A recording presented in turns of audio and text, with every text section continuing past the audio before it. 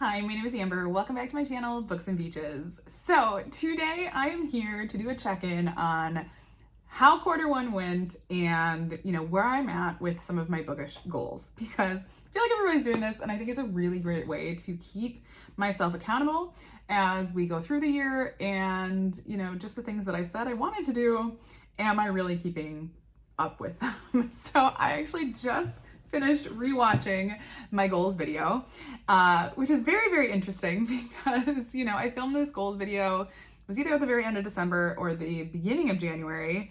And if you've been around the last few months, you know that the first quarter of 2025 has been, I don't even know if I have the appropriate word for it.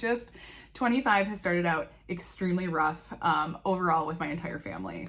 And so I like sitting down and doing this to see where I'm at with my reading goals, but I know I need to be a little bit realistic just because of everything that went on at the beginning of 2025. Now we are really beginning to turn a corner, and hopefully, fingers crossed, things start to look up a little bit.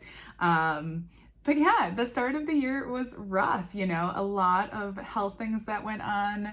I unfortunately have had several family members pass away. I was very sick over my spring break, and so it just did not originally go as planned, but I am, so thankful for different other things. My dad is doing fantastic. We just found out that he doesn't have to have his IV anymore, and so just some really great things that are going to start to happen here. And as we roll out through the rest of spring and into summer, I just want to reflect on where I'm at with my reading goals and my channel, and go from there. So like I said, I just finished rewatching my video, and so I wrote down what goals I talked about in that video so I can kind of review them here. I know in 2025, at the beginning of 25, I said I did not want to set as strict goals as I did in 2024, because in 2024 I had actually over 24 books that I said I'll read in 2024. So I think I picked 12 books from friends, 12 books off my TBR shelf, and then I wanted to do 12 books from booktubers, and I failed miserably at that goal. So I knew coming into 2025, I wanted to be a little bit more realistic. So my very first goal was to have a more consistent posting schedule. I think I started off well. Like if I go back and kind of look, I've got obviously my computer in front of me here. I was doing really well in the month of January. And actually, I posted pretty consistently in January because I had done some pre-filming, and then February, obviously, with everything going on, just completely fell off the wayside. I think I only posted, looks like 3 videos in February. And then March, I only did 3 videos in March too, because my big plan was to film a lot of videos over my spring break. And when you don't have a voice, that's really hard. So I'm really, really hoping, to get back on somewhat of a more consistent basis. And I originally talked in my goals video that I didn't want to pick a certain day to post on, but I am wondering if I do try to stick to at least one day a week, if that will keep me more in line with that goal. So let me know. This will be my first question that I pose to you here. Is there a day that you feel like you watch more videos on YouTube in general? It doesn't even have to be BookTube, but like if you were going to sit down and watch a video, is there a day that you do that more? And I know I could look at my analytics, I can definitely do that, but I always, want to be putting out content when my lovely community here wants to see it. So, I watch BookTube every morning, but that's just the process that I have getting ready. And I kind of throw everything into the watch later and just, watch it like it was a playlist, I guess. So, which it is, but so that was my first goal, and I'm going to be working on it. So we'll see how that goes. My second goal was to keep up with NetGalley. Now, I have not done a great job at reading my upcoming releases on NetGalley. And I know that was originally the big part of the goal that I set for myself, hoping to be able to share those books in a timely manner, before they would come out. Now, have I read some of them and shared them in my monthly wrap-ups? Yes, but I want to do better about actually, providing reviews on those arcs before I get there. One thing I have successfully done with my NetGalley is I am starting to catch up on all of the different reviews that I haven't posted yet of books that I actually have read. And so I slowly started to get myself caught up in that respect. I think my percentage went from like 44 to 50. So, I mean, not great. It really, truly is not great. But because I think strive for people to be at like that 80% mark. But for me, it's pretty good. I have some books on there from when I first started using NetGalley that I just like went request crazy, and then was like, why did I do that? I don't have like a super exciting, or super excited feeling about these. And I know there is the option of, choosing not to review that book, but then I feel bad too. And so slowly but surely we will get there. So, yeah, I'm like 50-50 with that NetGalley goal, so we shall see. My next goal was to keep my reading spreadsheet updated, and I'll try to put a link in here or like an image of that. I've done pretty good with this. And so I mentioned in the video that I put out that I use a spreadsheet created by, I think it's the Book Hoarder. I'll have her link below. That she sells on Etsy every year for a couple dollars. And I started using it. And her updated spreadsheet this year, I really like because it allows you to put an image of the book in, which on a lot of these, especially when they're new releases, I have an image of the book because I've talked about them in my new release videos.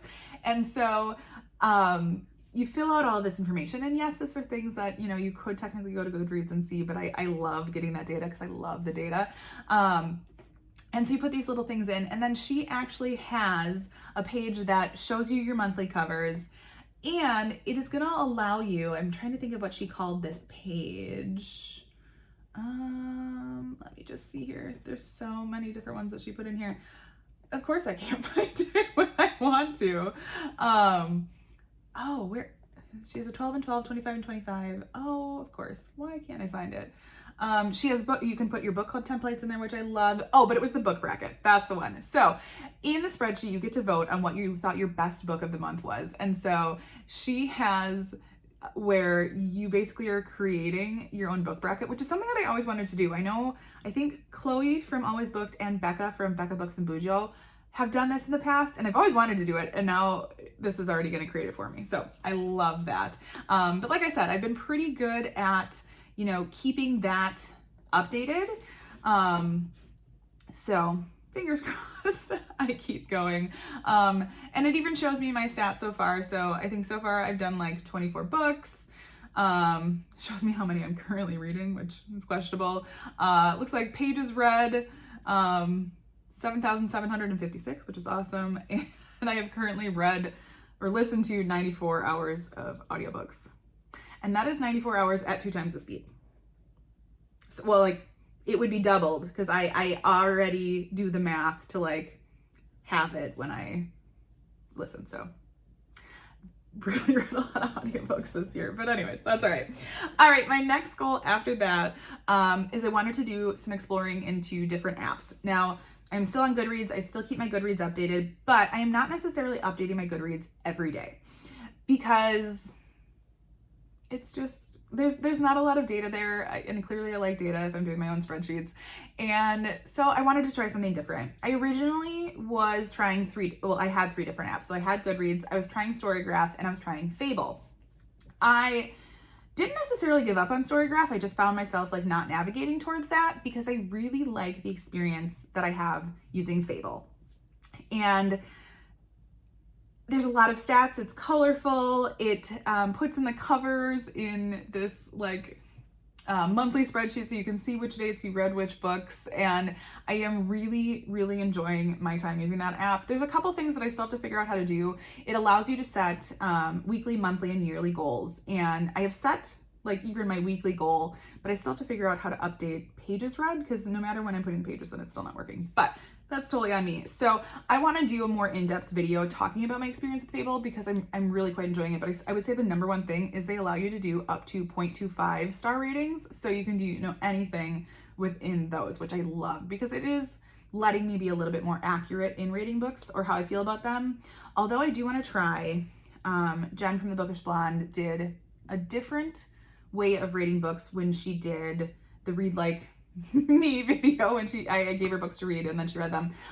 So I need to go back and first of all, remember what that was called and do that. So yeah, so stay tuned. I know I've said that a couple times, but I just really wanted to make sure that I felt comfortable, you know, talking about the app before I put something like that together. So after that, my next goal was to come up with some sort of readathon. Now, I really thought I would have this processed already and, you know, really like planned out, and I just don't yet. My goal is to do it sometime in the summer. One, because I have the most time, and two, it's just going to give me a little bit more time, you know, to get it planned. With my brother getting married at the very end of May, that has taken up a little bit more of my time, you know, just planning different events coming up to that. And then, you know, with everything that happened in my family at the beginning of the year, it just got pushed to the wayside. So it is still happening. I don't have any details to share with you yet, but it is still happening, it for sure. So after that, one of my goals was to create a TBR jar. And I did that. I even posted a video about it. I'll try to link the video below. I have not pulled anything from this yet. Although I was going to this morning. I was in where I just finished the books I needed to read for my 5-star wrap up that I'm doing with Lindsay and Sarah. And I was like, I don't know what I have no idea what I should start right now. I mean, I have a ton of possibilities, but I just was in this like, I don't know what to start. So my plan is this evening. It's a Friday night. I have no plans. I think I'm going to pull something from here and see what I get and see what I pick. And I might even vlog it just to kind of see, you know, what I think. But I did successfully create the TBR jar. Now it's going to be successfully using it. And then my last goal was to get more involved in the Bookish community. And I have active plans to do this. And I know I talked about joining some people's Patreon, and I have full plans. And actually I like put on my to-do list for this weekend to make sure that I actually go and do it, because there are several people that I would love to support that I watch all the time. And so, you know, it really is my goal, you know, to actually get that done. And lately I am thriving off of to-do lists. I have color-coded to-do lists, like depending on what event they are for, they're in different colors. So it is one of my things on my to-do list this weekend to make sure I actually actively join those. But other things I did, like I got the chance to do live reading sprints with, I think it was Lindsay, Jen from the Bookish Blonde, and then Amanda from On the Middle Shelf. Got that one right this time. And it was so much fun. So I am really hoping to, you know, do that some more, even if I do it myself, because it was a blast. I absolutely loved it. It was so fun reading everybody's comments and even just learning like different things that they like when you are on screen. Like I forget when I hold up a book, I should probably like say the name, or, you know, just different things like that. So much fun. I really want to do more of those, but yeah, so those were the goals that I set for myself. Now, do I have goals to read certain books and things like that? Yes, I do. But like I said, I wanted my goals to be a little bit more open-ended this year. So that is where I'm at the end of quarter 1. Hopefully going to have a much better quarter 2. My reading is a little bit more down this year too, but that's just to be expected. But I think I'm reading quality. Not all of them are necessarily 5 stars, but I have enjoyed my reading this year. I'm picking things that I actually like. So how are your reading goals going this year? Did you set reading goals? What are some of your goals? Feel free to let us know in the comments below. And like I said, I'm going to start doing this. If you do not want to put any of your goals in the comments, feel free to leave me the checkmark emoji, you know, just to go with setting goals and, you know, hopefully accomplishing them. So as always, if you like this video, feel free to like and subscribe, and I will see you next time.